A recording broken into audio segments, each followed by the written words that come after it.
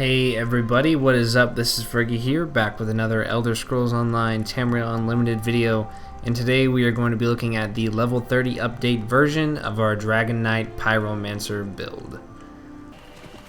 So what is up guys? Thanks for sticking around. Those of you who are still interested in this build, for this video really we haven't made too many changes based on last update's version, but a few things have changed. I put a lot of skill points in a lot of different places. A lot of them being passive. Nothing on the actual bar has changed. All of that has, for the most part, stayed the same. But a lot of things have changed. The play style is still exactly the same, so I probably won't bore you all with the rotation explanation or going around killing any bosses or anything again. But we will be getting into the gear and the stats and things like that, just like the other videos, so you guys can check in on how things are doing, and maybe you can let me know if you're trying to replicate this build or doing your own. You can let me know how that is going as well. Alright everybody, so like I said, just a little tip, not a lot has changed as far as the moves I use go, as far as the rotation or morphing or anything like that.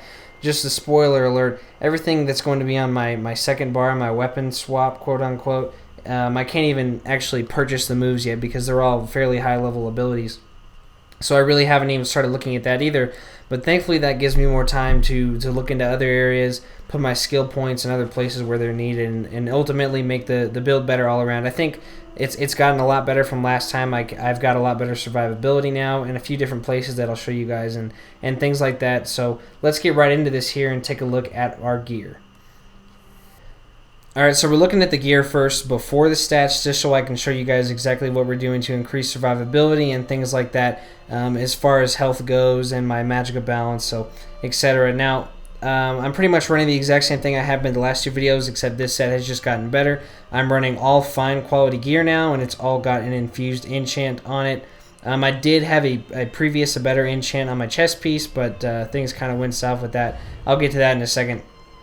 But let's look at our main hand here. I'm using a Beach Inferno Staff of Flame, the same typical flame staff I've been using, enchanted with charge, so it gives my enchantment charge a lot more power. Always good. I've got the Bosmer motif look on this. If you guys are interested, it looks pretty sweet. I like it a little more than the Breton one, so I changed that up. And then next, with everything else, we've got fine quality light armor with a magica enchant, except for the chest, with the infused trait. Now the chest piece does have a health enchant on it. With infused, that's a lot of health. That's pretty much like putting another 2 or 3 points into the attribute points for health. So it saves me attribute points that can go towards magica. It helps my survivability. It's good all around. So a health enchant on 1 or 2 pieces can never hurt. Now my jewelry is actually looking pretty good. For my neck, I've got a 24 magica recovery necklace with a 350 maximum magica. For my first ring, I've got a 27 spell damage ring, which is always good, a lot of spell damage, and 350 maximum magica. And then we've got a reduction of magica spells by 90 and another 380 magica. So my gear right now is really still looking at a lot of magica, which is always good because all my moves are based on that. But then just a little bit of health, a little bit of survivability to keep me fighting another day, especially in dungeons and places like that. Now to take a look at attributes. As I said before, we've got a lot better survivability going on. We have 23 points into magica and 6 into health.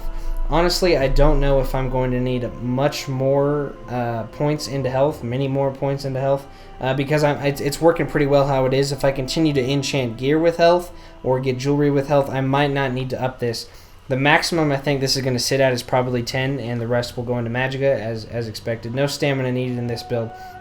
But as we can see here, I have about 11,500 magica and a 450 recovery. That's pretty solid. It comes back pretty quick. I have a lot of it. I can run my whole rotation and still spam other moves if I'm lazy, and it all works out pretty well. The only time I'm ever at a deficit is sometimes in dungeons and things like that, but questing and getting through the regular zones is a breeze.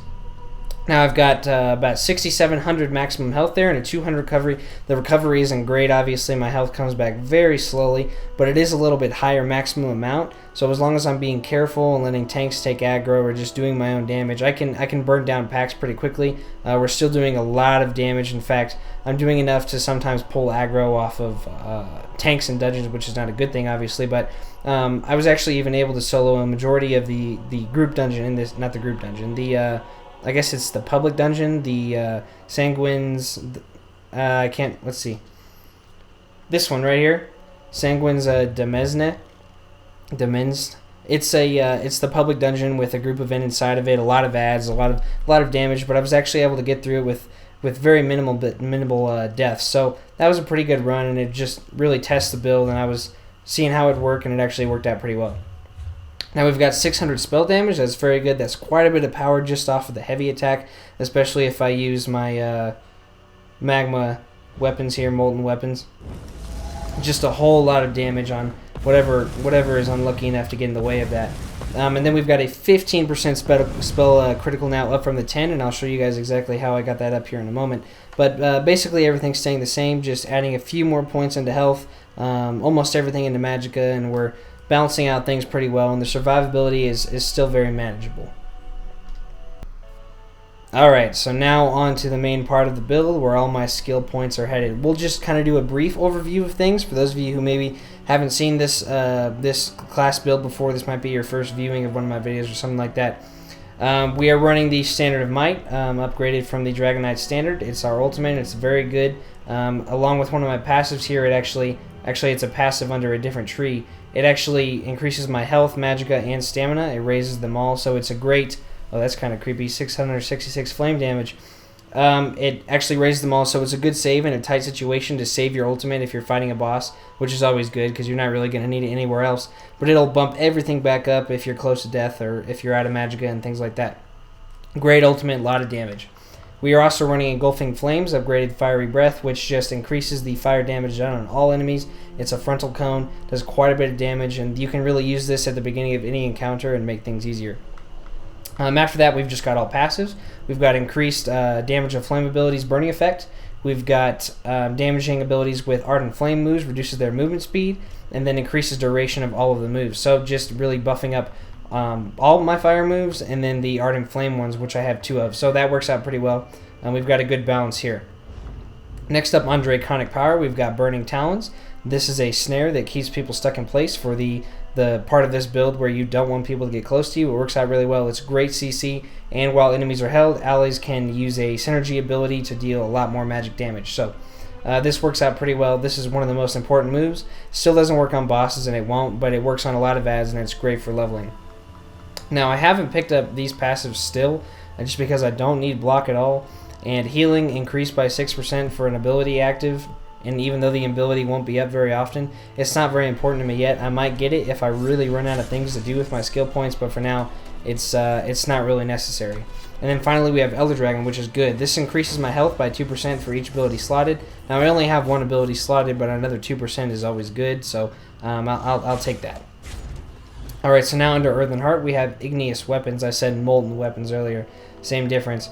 This charges my weapon to do a much more powerful heavy attack, 42% there, and then I have it morphed so each attack adds a second to the duration, and it currently has a 9.6 second duration. Very good move. It's a great filler if you're almost out of magicka, if you need magicka to come back up. This is the go-to. Even if you want to just take stuff down quickly or just spam, this is really the best way to go. As far as passives go, every passive is really good under this tree. We've got the increased duration by 20%. That really helps out my Igneous Weapons. We've got Battle Roar, and this is the one I was talking about earlier. When you activate an ultimate, it restores health, magicka, and stamina by 70% of the ultimate cost, which is almost all of mine, depending on how low, since my health is actually pretty, I don't have very much health, it almost restores me to full health. So this is a very good save if mixed with Standard of Might. So highly suggest picking up that passive, even if you're running Standard of Might, no matter what your build is. If you're a Dragonknight, that's a really good way to go. And then finally, we've got Mountain's Blessing. This is kind of a lengthy one. Activating an ability grants 2 ultimate. This can occur every 6 seconds, and it also grants Minor Brutality to all allies within 30 meters. So very good in dungeons. This is just another really good passive. It also gives you some ultimate, so that can never hurt. Get your ultimate up faster. Next up, we've got a lot of points into Destruction Staff still. We've got Destructive Touch morph to Destructive Reach. This just has a much farther increased range, and it also has a huge knockback. It's great to spam this, well, if you're using a fire staff, that is. The other 2 staffs have different effects, but since I'm all about that fire, it's actually a very good move because I can spam this on individual enemies and keep them away from me. So this works out very well. I highly suggest this move, even if you're just a sorcerer. Next up, we have Wall of Elements. I've morphed it to the unstable version. This throws down an AoE in front of you that does damage over time, and then finally it explodes to do extra damage. So that's always good, just a lot more damage. You can throw this down, put someone in your talons, breathe fire on them, etc. You guys have probably seen the rotation, so I won't get too far into that. For our passes, we have Trifocus. This increases heavy fire attack damage by 15%. I don't really care about the others because I'm not using them. Penetrating Magic. This ignores 10% of enemy spell resistance. Elemental Force increases my chance of applying a burn by 15%. And Ancient Knowledge reduces time for a heavy attack by 5%. Very, very good passive, especially with my Igneous Weapon, since I spam that quite a bit. On the Light Armor, I will not be picking up that active ability.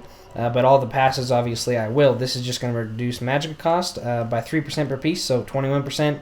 Increases Magicka recovery by 4%, so 28%, because I'm wearing all light armor. Spell resistance for each piece, so I'm up to about 1155. That's quite a bit. And then Prodigy here increases my spell critical rating, and that is how I got my 5% there of spell critical. So once I get the second part of this passive, I will actually be up to 20%. So that's very, very good. Something I didn't say earlier, instead of just having a health enchant on one of your pieces, you could very well just wear a piece of heavy or leather armor. I would probably say heavy if you're going to go for it. You're going to lose some passive bonuses and things like that, but it could very much help your survivability, and if it goes really well with your how you're crafting your gear and whatnot, if it looks cool, then I don't see why not. But I like how it's working for me right now. I still have very good survivability, so it's not an issue for me. Back into the skill tree. Now we work our way down. Let's see, what else have I picked up? I do have Soul Summons. I've put 2 points into Soul Summons so I can revive every hour without a Soul Gem. That's always good if I don't happen to have one. I have Intimidating Presence and Persuasive Will for questing. Really speeds things up. I highly suggest getting those quickly because they're worth it. I promise they're going to save you a lot of time, and you're really going to hate yourself if you get into an instance where you want to use it and you can't. Onto my racials. I'm a Breton, so I have Light Armor Affinity, Gift of Magnus, Max Magicka by 10%, Spell Resistance by 1200, and reduces Magicka cost by 1%. I'll be able to get these two up eventually once I hit a higher level. Now into the crafting. This is where a lot of points of mine have gone lately, so I can continue making my gear. Obviously, you got to keep putting points in to get materials and things like that. 3 out of 9 in tailoring, so I can make my level 30 gear here. I've got the Outfitter. I can actually put another point into that now. I probably won't. He just sends me stuff. I've got this so I can extract more ingredients. Just saves me time and money. Stitching so I can research 2 things at once. That's always good for, having all 7 pieces of gear. You're going to be doing a lot of research. And then finally, the most important, the Tannin Expertise. This is going to save you a lot of money on tannins or a lot of tannins, period, because it increases the chance of improving items. So it goes up from 20% to increase an item to find a, I believe it's 30, so it's a good bargain, and 90%. It's pretty easy. Highly suggest picking these up if you're into crafting. Next up on enchanting, we've got the aspect improvement for blue enchants, potency improvement for 10 to 25, 2 keen eyes because I can just never see them, the hireling to send me stuff, and the runestone extraction so I can get 3% of runestones. Just a little thing about this, I haven't been able, it's only level 8 as you can see. It's just really hard to get your enchanting level up very much right off the bat. I mean, I haven't put a lot of time into finding runes, but if you put a lot of time in, you can probably keep it up with your armor and your level and things like that, but I haven't been able to, so that's why it's slacking a little bit, but I'm still working on it and still going to keep it up because these white level enchants are not near as good as green and blue ones. And then finally, I've got 1 point into woodworking here, or 2 points actually, so I can craft this nice level 30 staff. And really all those points are important. I know I have a lot of skill points into crafting trees now, but it's very necessary because being able to craft your own gear, and next set will actually, I'll put set bonuses on it. It's all very important, so I would highly suggest all of you guys do that and look into putting your points into crafting. Another thing is I really wouldn't worry about your weapon swap quite yet if you know exactly what you're going to do. I haven't even looked at it, and I'm doing just fine.